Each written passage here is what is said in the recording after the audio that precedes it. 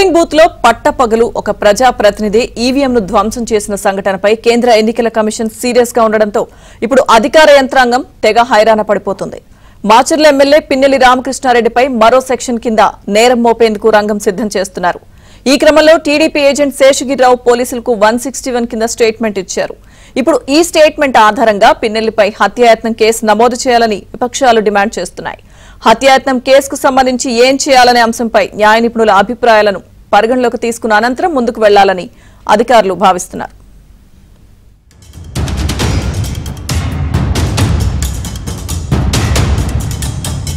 మాచర్లలో జరిగిన అరాచకాలపై కొంతమంది అధికారులు లోపాయకారిగా అధికార పార్టీతో ఇంకా అంటకాగుతూ సహకరిస్తున్న అంశంపై కేంద్ర ఎన్నికల కమిషన్ సీరియస్ గా ఉంది.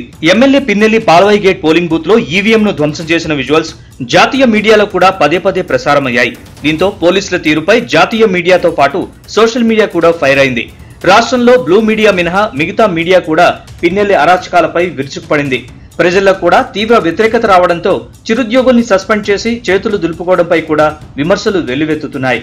పిన్నెల్లి రామకృష్ణారెడ్డిపై ఐపీసీ, ప్రజా ప్రాతినిధ్య చట్టం, ప్రభుత్వ ఆస్తుల రక్షణ చట్టం కింద 10 సెక్షన్లతో కేసు నమోదు చేశారు.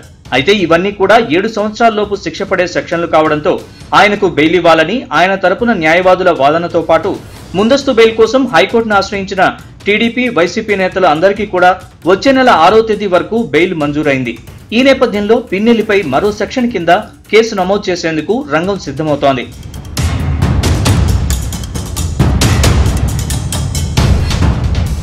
పిన్నెల్లి రామకృష్ణారెడ్డి మాచర్ల నియోజకవర్గంలోని పాల్వాయి గేట్ పోలింగ్ కేంద్రంలో ఈవీఎం ను ధ్వంసం చేసినప్పుడు ఆయన అడ్డుకునేందుకు అక్కడే ఉన్న టీడీపీ పోలింగ్ ఏజెంట్ నంబూరి శేషగిరిరావు ప్రయత్నించారు. ఈ కోపంతో ఆ తర్వాత శేషగిరిరావును పోలింగ్ బూత్ బయటకు పిలిచి పిన్నెల్లి అనుచరులు చితకబాదారు. గొడ్డలితో నరకడంతో ఆయన తలకు గాయమైంది. ప్రాణభయంతో శేషగిరిరావు చికిత్స చేయించుకుని టీడీపీ నేతలు భరోసా ఇవ్వడంతో ఆయన గుంటూరుకు వచ్చారు. ఈ నేపథ్యంలోనే శేషగిరిరావు వద్ద పోలీసులు గురువారం రాత్రి 161 కింద స్టేట్మెంట్ రికార్డ్ చేశారు. ఈ స్టేట్మెంట్ ను కోర్టులో మెమో రూపంలో దాఖలు చేసి పిన్నెల్లి రామకృష్ణారెడ్డి ఆయన అనుచరులపై హత్యాయత్నం అంటే ఐపీసీలోని 307 కింద కేసు నమోదు చేయాలని టీడీపీ డిమాండ్ చేసింది. దీనిపై రాష్ట్ర డీజీపీతో పాటు సీఈఓ కూడా వినతిపత్రం ఇచ్చింది. అయితే పోలీస్ యంత్రాంగం కూడా 161 స్టేట్మెంట్ ను జత చేసి కోర్టులో మెమో వేస్తామని చెబుతోంది.